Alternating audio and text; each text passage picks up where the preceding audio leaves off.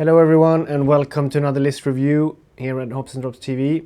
My name is Karl and I am bringing to you the Cities of Sigmar with the battle formation Veteran Cannoners.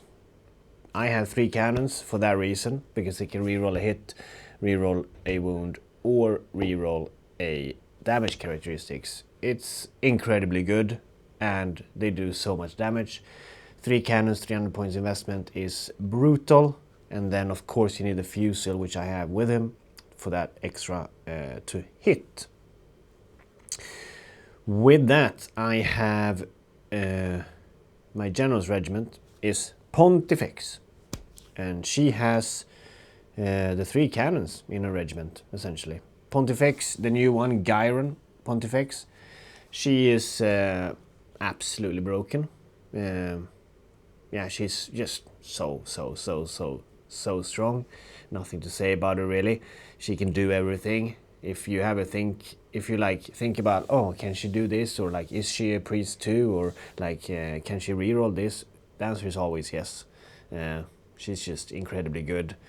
So she will get the nerf bad, I think.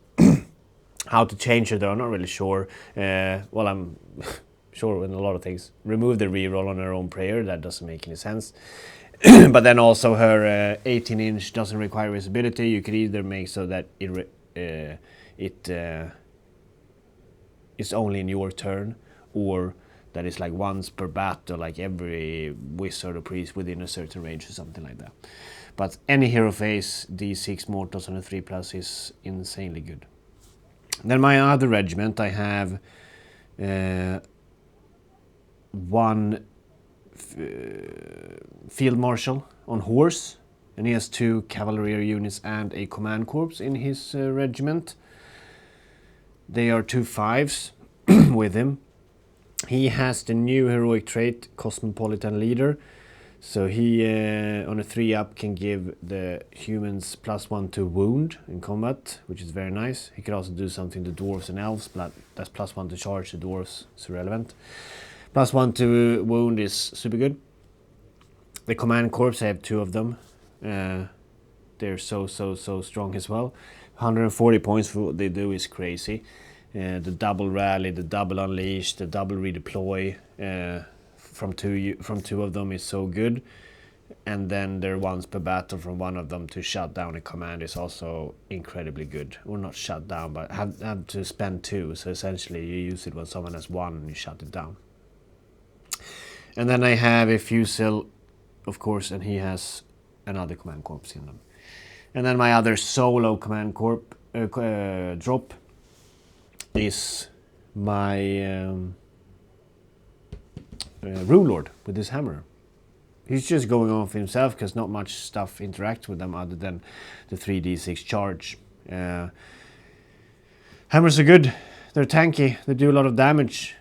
He has the the Brazier of Holy Flame, so he can bring back D3 models. Very good on the command corps as well, so they kind of go together. And I am running the Primal energy for the Emerald Liveswarm. I mean, I'm pretty sure you see me play that majority of the time. It's just because I love that manifestation door. I think it's very nice. The heal is great. Jaws impact hits is super good.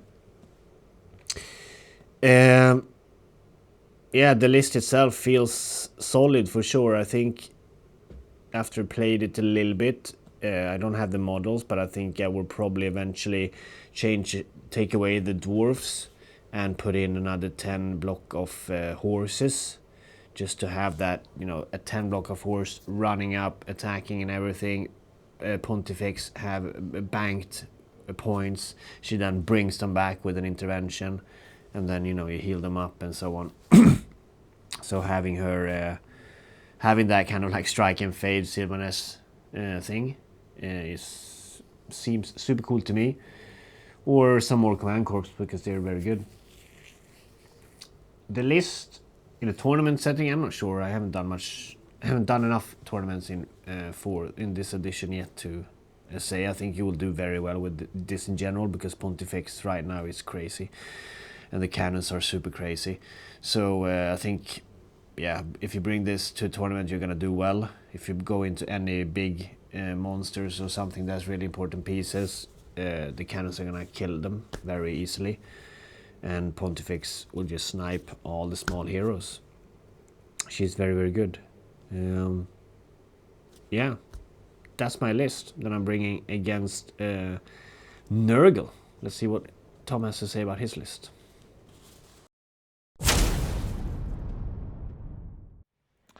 Hello everyone, my name's Tom, and today I'm playing the Nurgle. As with all list reviews, I thought we'd just give you a quick run through of some choices that I've made in the list. And yeah, I'd love to hear your thoughts in the comments, if you have any, about how I've done this.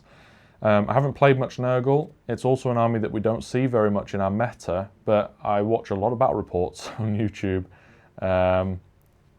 not just our own. And Nurgle pop up there quite often. So I know a lot about Nurgle. I know what's good in Nurgle as well. And I wanted to try out some of the new Siege of Ghyran stuff. So we'll run through it. To start with, I have my General's Regiment. It's Rotigus. He's great. He's there to give -1 save to everything. If he gets his spell off twice, it's a 12-inch aura of -1 to save, and he's usually in range of the stuff that you need to be at that point. +1 to cast is nice on a caster in Nurgle as well. And he's a tank. I mean, he can hit quite hard. He's got 5 damage, 3 attacks, I think it is. And with the Sloppity Bilepiper, he can ignore wards as well. And those attacks are at Ren 2 because he'll be in combat and issuing out his -1 to save. And the attacks are Ren 1 themselves. So he's a beast. I like him a lot. In his regiment, we have 2 units of 5 Blightkings and a unit of 10 Blightkings.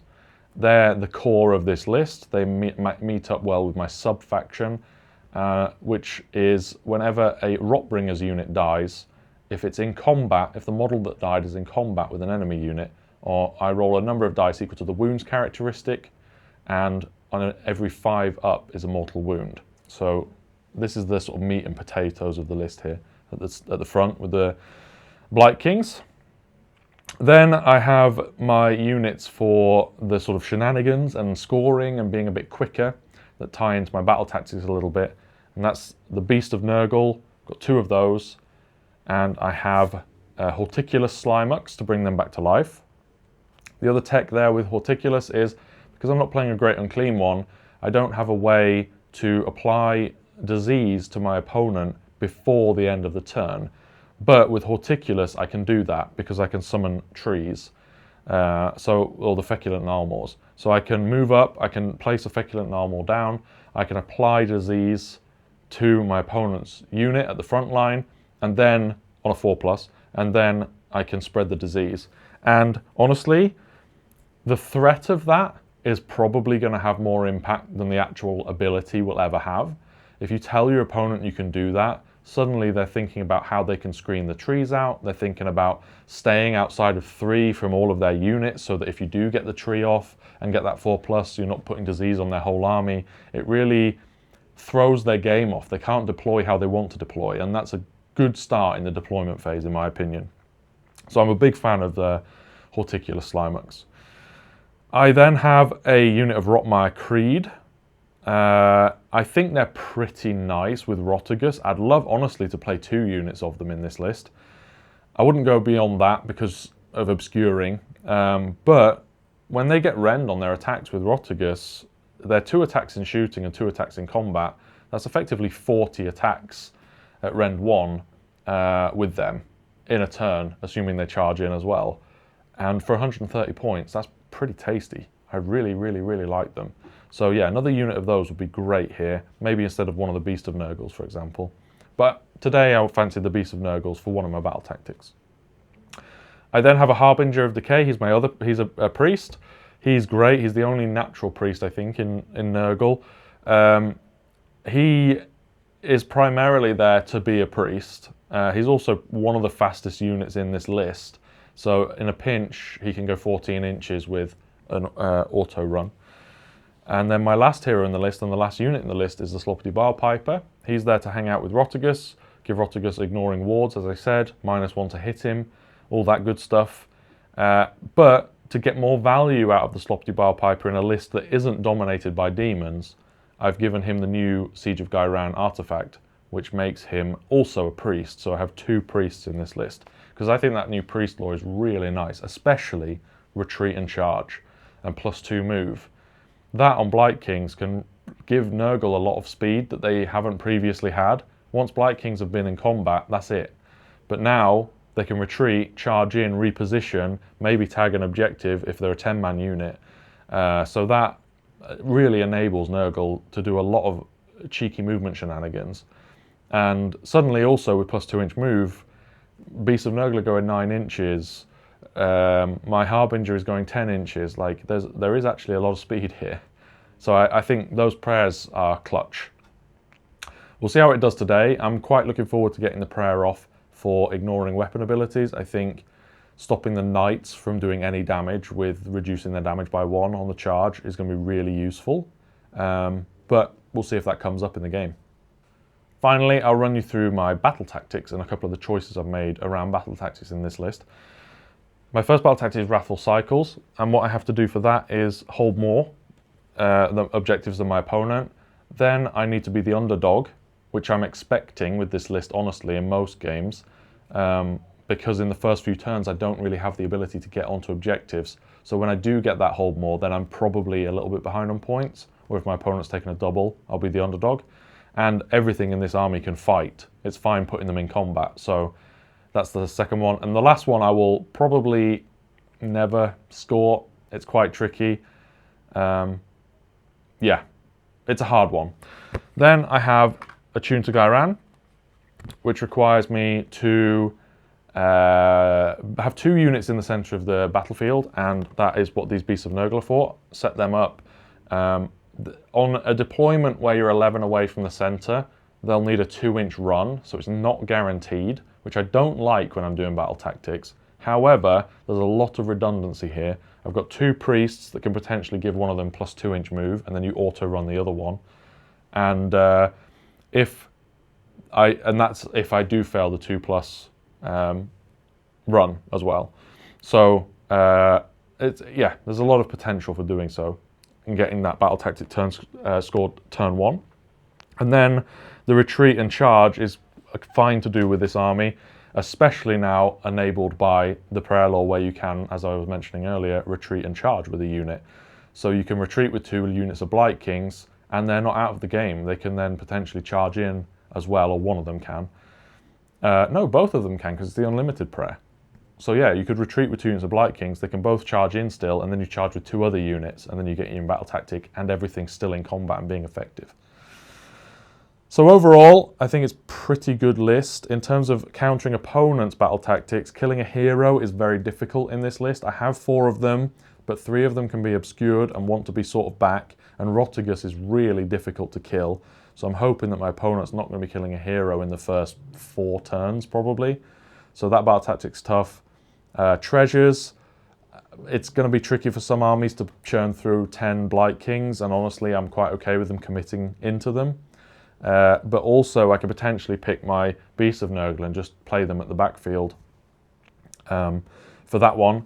And then I'm playing 4-drop list, so those 5-drop armies aren't going to have choice, which is really good for me. I like going first. A lot of people are playing 5-drop armies, but also if my opponent is fewer drops than me, they're probably going to be giving me first anyway, because they're going to want that double. They will have built their list to want that double.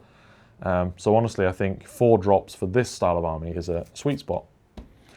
No idea how it's going to go this game. I'm terrified of those cannons. They're going to hurt, so I'm going to try and stay as obscured as possible and score as many points as I can. So I look forward to seeing how it goes. We'll see you at the battle report.